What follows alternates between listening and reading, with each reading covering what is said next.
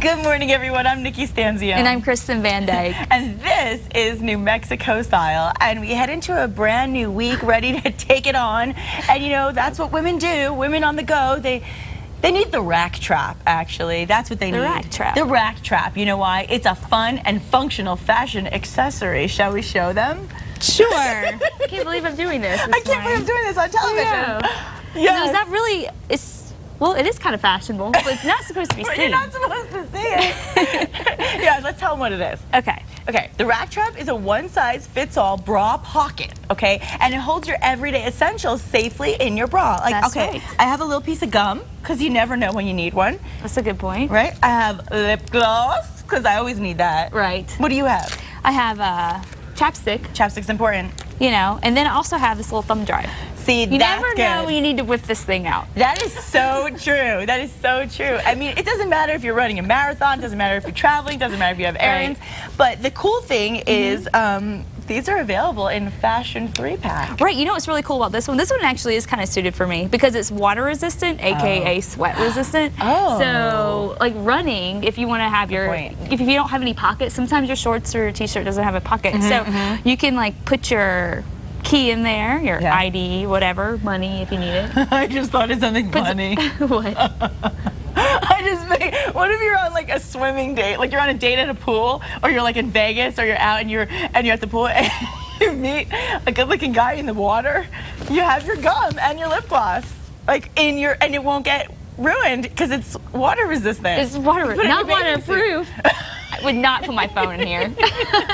Not your phone, but maybe gum. I don't know. Maybe, pretty funny. Okay, it's kind of cool though. This is the best part, and I know we got to move on, but this is the best part. The instructions for use. Yeah, read them off. Can I just read them? Okay. Yeah. Step 1 is to locate your chest. As if you had any question where is it? I can't find it. Really? Nope. Yep.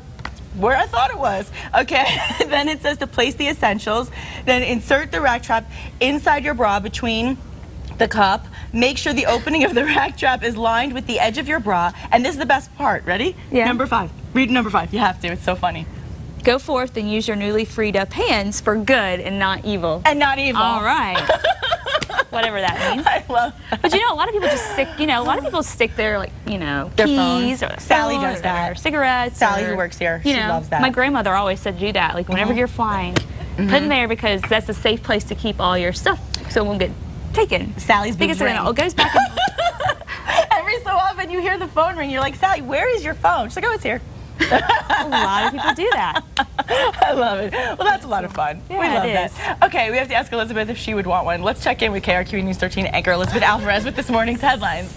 Oh my gosh, there's so much I want to say, but I think I'm going to get in trouble if I make a comment. I do, Nikki, though, I got to be honest, I do carry my phone when I go for a jog or a stroller run.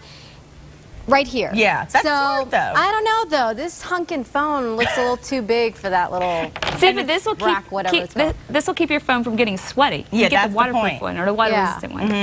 Interesting concept. Good to know.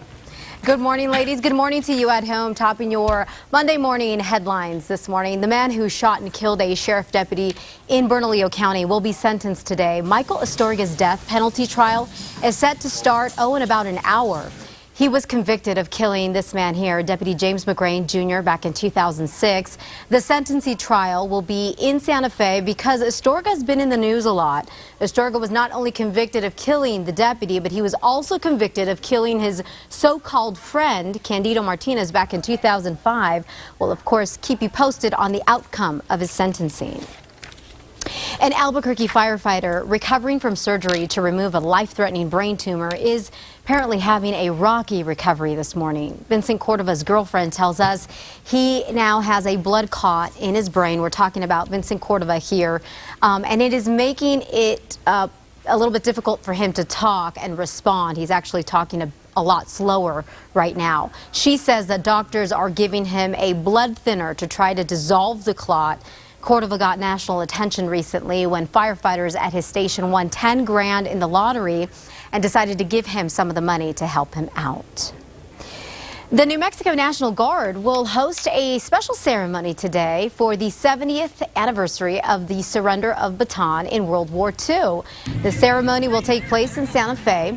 Approximately 70,000 American and Filipino soldiers surrendered after the fall of Bataan. Members of the New Mexico National Guard were some of the people who suffered in the death march. This weekend, there was also a ceremony to honor the survivors.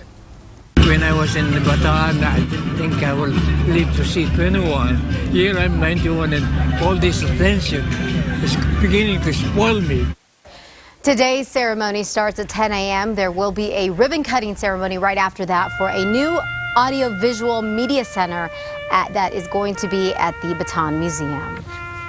Well, dozens of sightseers have been rescued from a sinking riverboat on the Pecos River in Carlsbad. Residents began the rescue efforts. By the time the fire department had gotten there, nearly all 44 passengers on the George Washington had been taken to shore. Wow, can you imagine? Scary moments there. The boat's captain says he noticed that the boat started sinking by the stern. There's no word yet on why the riverboat sank, but there is an investigation underway. The commute to work for some of you this morning might be a lot smoother. Thank goodness for this one. Today actually marks the beginning of the end in the lead coal construction project. This weekend, crews removed a lot of the orange cones and moved a lot of the road closure signs out in downtown Albuquerque. Drivers can now go eastbound on coal and westbound on lead. The project has been in the works for about a year and a half now. The good news here is that after the next 6 weeks, the project is expected to be completed. The total cost of this project, about $26 million. And that wraps it up for your Monday morning headlines. Be sure to start your day every day with Matt Morrow, Kristen Van Dyke, and me every weekday morning beginning at 4:30 a.m. on KRQE. Ladies, going to send it back to you on this Monday. Happy Monday. Happy Monday. Thanks, Elizabeth.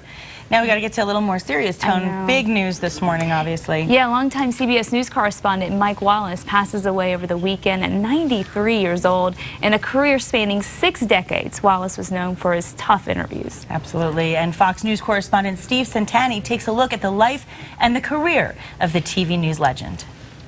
The legendary newsman was famous for his relentless and probing questioning and made a huge mark on broadcast journalism. He was even respected by most of those who sat down for interviews with Mike Wallace, never knowing what to expect. Here are just a few examples. I don't know enough about Iran-Contra, Mike, to talk to you intelligently about it. He calls you, Imam, forgive me, his words, not mine, a lunatic. Was there anything that the Secret Service or that Clint Hill could have done to keep that from happening? But I think that you will agree that a good many people hated your husband. They even hated you. Are you the least bit afraid of what might happen to you as a result of making these revelations? Oh, yes. I probably am a dead man already. Wallace began his broadcast career on radio in the 1940s and made the move to TV in the early 50s. His big break came when he was the first correspondent to be hired by Don Hewitt when he was putting together the CBS News magazine 60 Minutes, which went on to become the most successful news program for decades. He hosted the program for 38 seasons until he retired as a regular correspondent in 2006. Over his long career, Wallace covered presidents and dictators, actors and artists. He covered the war in Vietnam and sat down with Nixon aide John Ehrlichman during the Watergate scandal. Wallace died last night at a care facility in New Canaan, Connecticut. He was 93 years old. In Washington, Steve Santani, Fox News. Well, we'll always remember Mike Wallace. He certainly set a precedent for everybody in news and in television. Absolutely. So God bless him and his family, and prayers, of course, with them. But he lived a really long life, and it's just wonderful to look at the legacy of him and how he really did. He set the precedent for so many people that came after him, so we'll never forget. And another thing a lot of people won't forget is the Titanic. You know, we've been talking about the movie a lot and how it just got redistributed in 3D. Well, a cruise ship carrying relatives of some of the passengers who actually died aboard the Titanic nearly a century ago has actually left England to retrace the voyage of the doomed ship. Yeah, the liner left England yesterday on what's being called the Titanic Memorial Cruise. The vessel is carrying the same number of passengers the Titanic carried. It cast off from Southampton, England, where the vessel left on its maiden voyage. The 12-night cruise will commemorate the 100th anniversary of the sinking of the White Star liner on April 15th. And we've got an awful lot of descendants booked on board this ship travelling today, and for them, they can't think of any better way than to commemorate their loved ones than be over that site for that magical time on the 14th, 15th of April. Now, the organizers are trying to recreate the entire onboard experience that the Titanic passengers had, and that includes the food and a live band that plays music from that era. People from 28 countries booked passage on the cruise. I don't know how I feel about this. That's what I was just going to say. I don't know. I kind of have mixed feelings about it. I mean, it's kind of, in a way, kind of neat, and it's special because, you know, they get to be over the place where their family members passed away, but at the same time, it's kind of creepy. It gives me, yeah, I feel like it's eerie. I feel like it's almost like you're messing with fate or something. Yeah, yes, sure. That's how I feel too. It's kind of weird. It's just, God forbid anything happens on that airplane. I mean, on that ship, and then you think, oh my gosh, it was just doomed. So I hope not. I don't even want to put it out there. No. Law of attraction. Let's say good thoughts, but it is. I don't think I would do it. No, I don't think so either. Well, speaking of airplanes, last week we told you about 2 airlines, Allegiant and Spirit, that are now charging a fee for carry-ons. Yes. Well, now we are hearing that in an effort to save money on rising fuel costs by reducing weight, European airline Ryanair is ordering its flight attendants to lose weight and shed a few pounds. What? Yeah, I'm disturbed by this That is story. disturbing. Isn't it? Yes. Well, I mean, they're saying like, oh, okay, so that extra little bit of weight is costing them money? Really? Do you really think so? I mean, how cheap can you get? Seriously. Well, this is what I don't get, and I always wonder this, and if you work at an airline, please send me an email and answer this question for me. You know, they talk about weight restrictions, and they say, well, because of the weight restrictions, we have to charge you a baggage fee. Well, regardless, if you're charging me $25 for the extra weight or not, I'm still bringing the extra weight. Do you know what I'm saying? So if a bag has an extra 25 pounds, and now you're saying, well, because of the extra weight, which is, we're restricted, and we're going to have to charge you $50, well, you're still putting the extra 25 pounds on board. So are you telling me it's not safe, but I'm giving you $50, so it's okay? Yeah. I don't get it. I don't get it. And now you're going to try to tell money. me to It just lose all weight? goes back to money. It's all about the money. But would you, if you were at a job, and obviously in television, you know, there are certain restrictions and certain boundaries we have because we're on air, and you know, you're expected to look a certain way, and there's certain vanity factor involved. But for the most part, if you have a job and somebody says to you, you know, you need to shed some weight in order to still work here, how would you feel about that?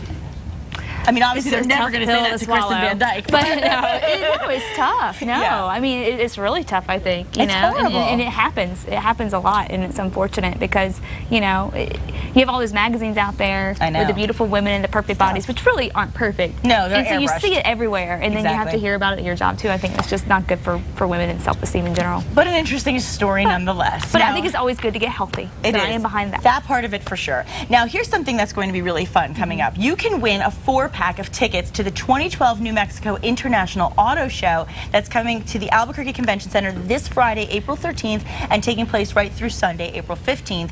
It is the ultimate auto show experience, and this year's show will include the 2013s and pre-production models. And to participate in the contest, you just have to log on to casa.com contest section and click on the New Mexico International Auto Show ticket giveaway to register to win. No purchase necessary to enter or win, and a purchase will not increase your chance of winning, just so you know.